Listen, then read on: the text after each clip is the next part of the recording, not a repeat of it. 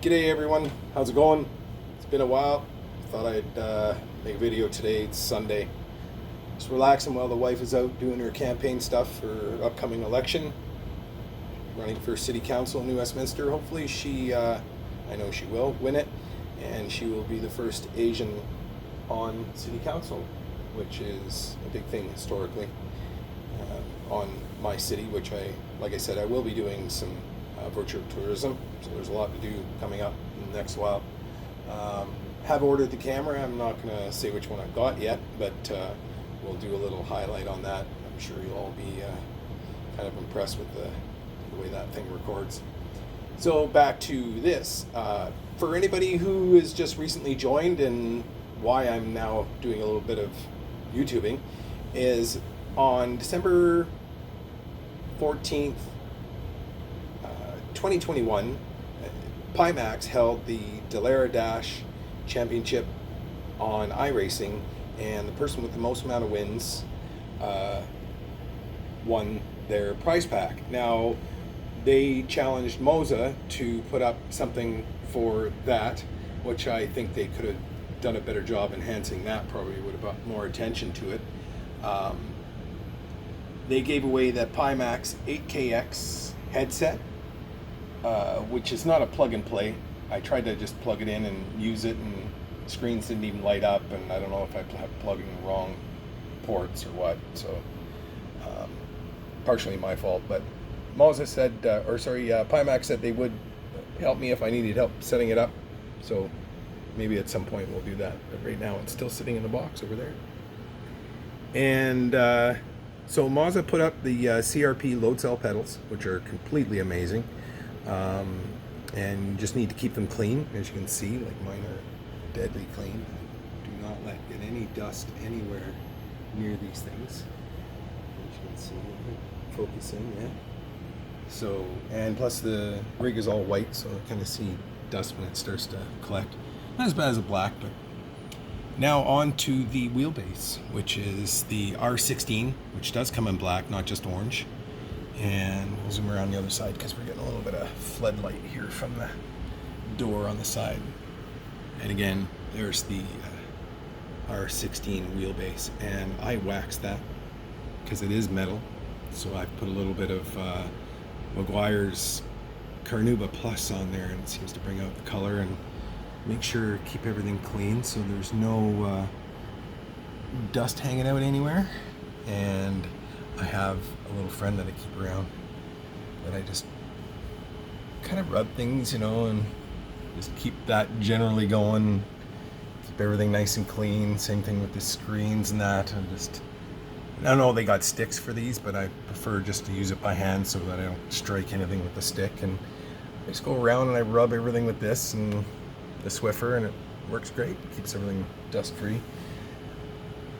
And back onto the equipment. As you can see, I've got the Pithouse software is up online here, and the MOZA GS steering wheel, and just recently launched the R9, which from what I hear in the YouTube videos, and that is a awesome piece of kit for anybody that's not into spending any more money than they really have to.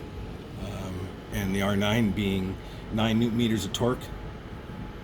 And I'm finding people that say that they run it, it does get a little bit warm because I'm sure they have to run it at full tilt, but it's electric motor, it's fine. It's got a heat shut-off system in it there, so if the motor does get too hot, it does shut down. So anybody that's having that problem, I just suggest you turn your overall voltage down, and you can do that on the Pithouse software. So that's what I've done with this. Now comes to the GS wheel, which is a beautiful piece of kit. The knobs are very clicky. Some people were saying that they had these knobs come where they didn't have any screws inside. There's a particular hole in here that inside there, that hole is an Allen key. Some of the wheels are coming without, Allen screw are coming without that, and they're arriving with the knobs disconnected. So I think that might have been a batch problem. And any of these other ones, I've got them all set with, I don't know, you can maybe tell me your favorite colors, but as far as I have them sort of coordinated so they're different, but not anything specific that I need to for like recognize anything, because these two buttons control my relative, and here controls my timing, so I can turn it off or on. Also, the inside of the wheel here, this is my tear off, and just push that in, and that's my tear off for anything that has a tear off. It works really well. My box, so that's basically my pit road speed limiter, is that box button, and I have the reset button, also track reset right there. And yeah, so just I haven't really gotten into the buttons much, still learning a lot about this, and like I said, I call it Clickin Shit, and just going onto the software and finding out what works and what doesn't. Now, as you can see, that the GS wheel is up here right now, and we'll give you a little display here how things work, if I can do it. Well, bear with me, let's see if it does work here. So now, from Boyer Designs, I received a stand for the GS wheel, and I think they're awesome. They're 3D printed with the MOZA logo on it. It's really nice. And you can see by here, the indentations on here for the quick release and the bearings, they're all the way around, so it's not indexed like it is on the actual wheelbase. So we'll take it off and put this on. Let's just show you how easy this is. So you pull the wheel off, collapsing this as usual, and then when you shove this in to the back, just make sure you've got it pointing straight up and down, and I just like to push it in, and it locks on like that.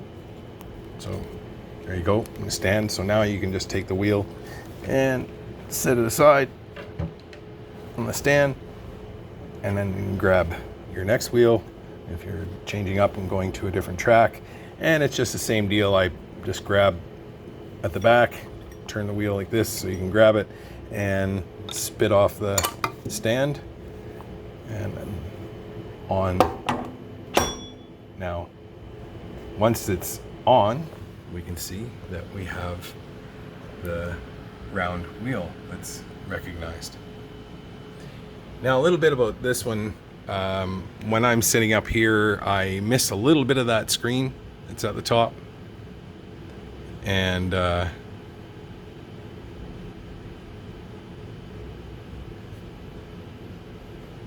just a little bit, not much, just a little bit.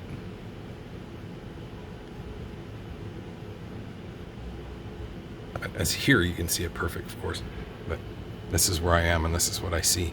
So unless the wheel was angled up a little bit more, which some people may drive that way, or if you're sitting back a little further with your pedals a little closer. And again, on the R seat, I can still have room to pull those pedals back because they're on a tray, and in basically the same way that the seat is, where you can adjust it back and forth, and then there's just a couple of bolts to adjust for angle in that. So making it like very adjustable. There's tons of adjustment in this as well. So you can actually have it a little bit higher, further back. Yeah, just so many. But I just try and keep everything as low slung as possible, and pedals close to me, and that's where I seem to like it. So let's get this wheel off here again and get back to the GS wheel, because that's the one that seems to stay on my system the most, is the GS wheel. And just have the stand ready, and go into the back of the wheel. Once again, I like to turn it to the side, gives you a little bit better of a grip. Pull it off, and then once you got your stand, you can do the same thing. You can put it to the back as we did before. Make sure everything's straight and centered, and then just give it a firm push. Ping! and it's mounted to the stand. And again, thanks Boyer Designs for the stands. You'll be able to have a link in the description below at some point here. I'll put it in there, and you'll be able to send him off a message and get the stands. You'll just let him know the size you need, and he prints them off and sends them to you. And anybody in Canada as well, the shipping is going to be a little bit more, but I'm sure that you'll be able to handle that if you actually want one of his stands. So let's again get this off, and like I say, I just spit the stand off and back on. And if it doesn't quite click, you can just grab the collar, turn it, and boom. So there we go. Now we'll get into a little bit more of the software. We're going to set the stand aside now. So now let's go to the pedals. Now, at first the Pithouse software did not have anything for the brakes. Now they've got it where you can actually adjust your own curve to your liking. Plus they have 4 programmable or pre-programmed curves that you can click on. I've already got these kind of set. This one's just a straight for the clutch. I haven't messed with that much. The braking I did a little bit. As you can see, I gave it a little bit of bend in here so it doesn't increase as much upwards. And also the pressure bonding point, which is not at full maximum there, almost, so that the braking is not as immediate. Seems to help make it a little bit smoother on entry into corner and whatnot. Throttle curve, I pretty much left that alone. Haven't tested that out yet. I'd like to see what it does if you could actually eliminate some of the bottom end throttle curve for maybe coming out of corners or something like that. But I just left that pretty much alone, just a linear curve.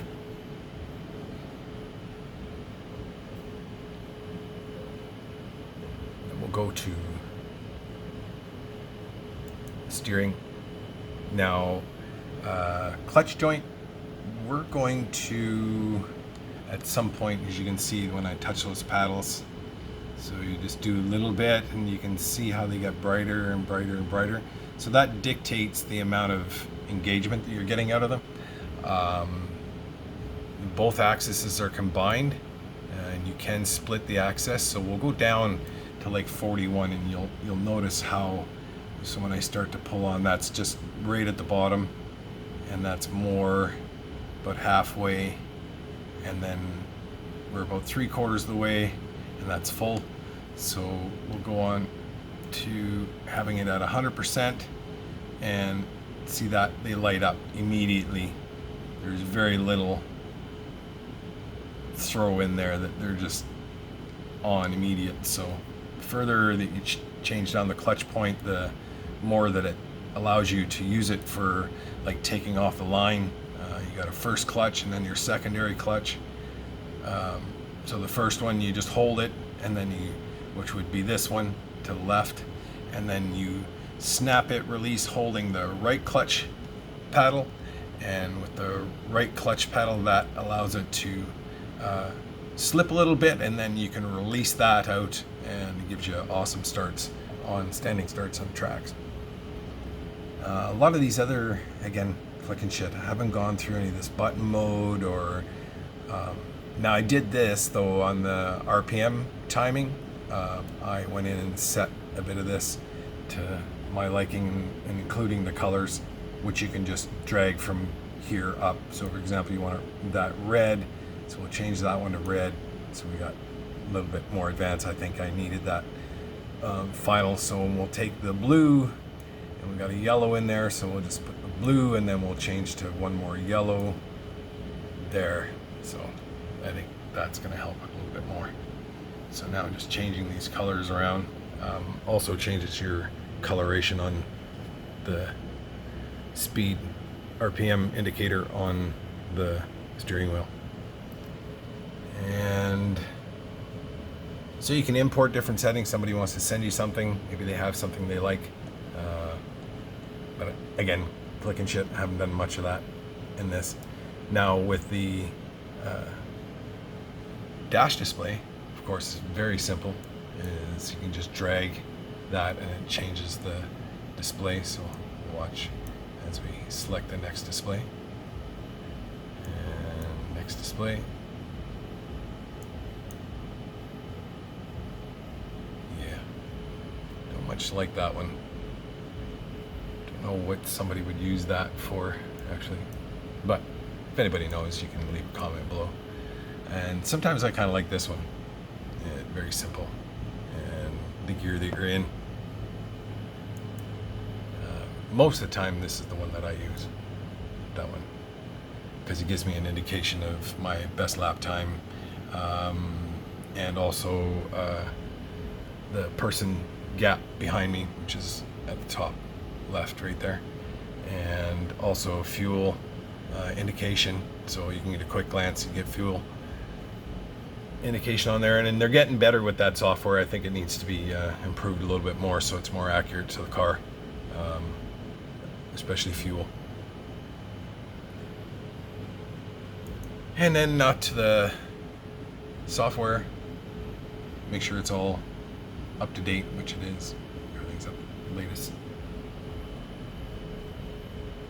And we'll go back to home. Now, there's one setting in here that I didn't go over. What I want to do is advanced settings. Now, there. So this is where I was talking about maximum output torque limit. So what I do is I take and run that at 80%, and I think what it does is helps the wheel, so you just don't have so much power input. It kind of overpowers the sensitivity of the wheel, I think, when you're running it any higher. But some of you may choose to use a higher setting, but I think 80% is good. And maybe on the R9, probably an even better choice is to run other settings a little higher and keep your maximum torque output to like 80%, and then you probably won't get a lot of the heating problems that people complain about in their wheels. I really feel that there's no need to run at 100%. The R16 you probably could, because it's a bigger motor, it's able to take a little bit, and the R21 probably wouldn't have a problem with that either. So, and again, having the hands-on protection, hands-off protection on, that's necessary, because I've already been thumped by this wheel once with it off. Shut that bloody bazooki up. Man, thank you very much. So, yeah, just Clickin Shit. This is what I found so far. Speed independent dampening, got it set at 120K. 25% speed dependent dampening. I think I might go up in that a little bit. We'll try it next time around. So we'll go up to 30%. And the mechanical friction also, I think I'm going to advance that up to 35% if we can get it. Yep. So again, just Clickin Shit. Natural inertia, I'm not too much into that because I don't drift. Maybe I might do some of that later, but so as it stands, what time is it now? 12:19. Yeah, we won't be able to go race, but I thought I would give you guys a little update on just the wheel and everything that's going on as far as being able to use it and my experience with this beautiful piece of equipment. And be able to turn you around here and see my smiling face. There you go. Hey. Look at, no hat today. So I want to thank everybody that's joined, subscribed in the last while. There hasn't been much videos as far as being able to entertain you guys with stuff. We all do a lot of things during the summertime. It's like August, right? So there's a lot of things to do outside. Being able to enjoy the outdoors as opposed to being stuck inside. So I kind of choose the same thing, is to do this instead of being stuck.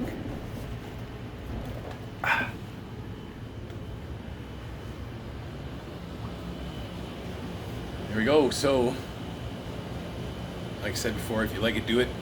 I want to thank everybody who's joined and subscribed so far. It's a great run, and really enjoying the product that was sent to me by MOZA. And for those of you who don't know, I am the moderator on MOZA's global community page, and also working closely with MOZA on some recommendations for iRacing. We'll have an upcoming episode on that. Some pretty big news in regards to that. But if you stay tuned, you'll all find out later. And I really appreciate the people at MOZA having me involved with being able to work with iRacing and working with them. Hopefully it'll continue, and I would like it to continue into being able to work with them at some point. But being on the sim for a long time, very acute when it comes to actual feel and handling of it. All the kit that I have right now is, I could say, the best that there's out there. I might be biased a little bit, but I do believe it is the best equipment that's out there. And not only that, but the improvement over the software, I think, is the main part of it. So having good equipment means nothing if you don't have the software to back it up. So you can see my shirt here. It is my car, which is the number 44. At one point I used to run, which was called CORA, Championship Online Racing Association, with a few other guys. We had it going for probably about 4 years or so. Did pretty good. A little bit of falling out in the end, so the crew just split up and everybody went on their own way. So that's when I ended up not bothering with anything in iRacing and just started racing the Cup Series, and just where it didn't matter what you did, or as far as screwing up or whatever. People weren't so intense on you, so it gave me a chance, opportunity to relax and drive. So that's why I did the Dallara Dash over and over again, and just so happened that I was fortunate enough they did the Dallara Dash, and I had the pleasure of racing and winning that. And as you all can see, there's the R seat. It's pretty sexy with the sparkle bucket and swing away keyboard tray, and also having the pad there that I can control the Pithouse stuff while I'm ripping around instead of having to exit the game at all. So, like I said, you like it, do it, and I am enjoying doing it on this beautiful rig and setup. And I want to thank my buddy Brad too for getting me the beautiful looking Sparko seat and chassis. He told me if I won this thing that he'd get me whatever rig setup I wanted, including the triple monitor stand, monitors I got for myself, and including the PC. I bought that as well to finish off the set. I don't know if there's much more I can say right now. I just wanted to get back on here and give you guys a little update as to what's going on, and appreciate again anybody that's subscribing. If you got any questions you want to ask me, I'll try and answer best I can. You guys enjoy yourself, have yourself a great weekend, whatever it is that your day or time that you're watching the movie. Enjoy yourself. Video. I ain't no pro, I never said I was. Alright. Have yourself a great day, people.